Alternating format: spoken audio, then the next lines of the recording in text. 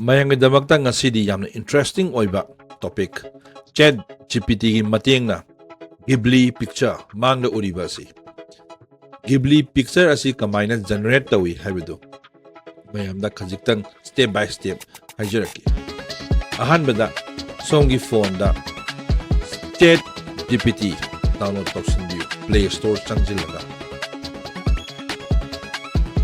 Play store ꯆꯪꯂꯕ ꯃꯇꯨꯡꯗ Play Store da ChatGPT search option da type tausin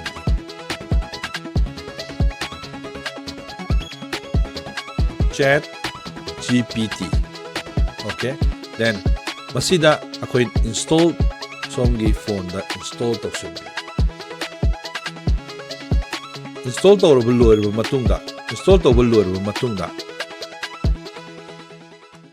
continue. Then, what can I help with? Makhagi plus symbol sida makhagi. Makhatangba plus symbol sida plus number matamda somgi ChatGPT adu login tawnanaba nakani. Yes. Sida continue with somgi Google duga sign in adu tawsin. Google ga sign in tawsin biraba matungda somgi email ID register tawbudu aduda adum continue tawsinbiyu yam easy process ni. What can I help with?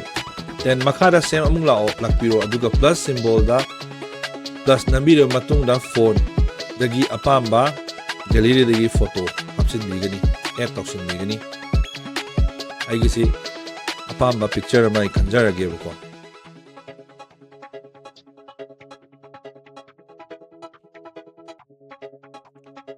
ꯑꯩꯒꯤ ꯑꯄꯥꯝꯕꯁꯤ ꯍꯥꯞꯆꯔꯦ ꯑꯩꯒꯤ ꯑꯄꯥꯝꯕꯁꯤ ꯍꯥꯞꯄ ꯃꯇꯨꯡꯗ ꯃꯈꯥꯒꯤꯗ ask anything ꯍꯥꯏꯔꯤꯕ ꯃꯄꯥ ꯑꯁꯤꯗ ꯑꯩꯅ type ꯇꯧꯔꯤꯕ ꯁꯤꯒ ꯆꯞ ꯃꯥꯟꯅꯅ ꯑꯗꯨꯝ type ꯇꯧꯁꯤꯟꯕꯤꯌꯨ generate to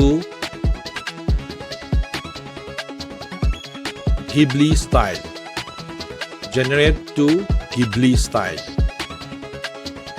type chap mana tawsinbiyu then adu tawrga enter ko message adu send tawsinbiyu tawrung matungda makoi adu ChatGPT gi matengna create tawkrane mangna ubiriba asi ChatGPT gi matengna Ghibli picture hariba picture aduni mayam interesting oi natraga oi de makhagi comment box ta comment insinbiro ngasi gi kanena baya thangnijari thank you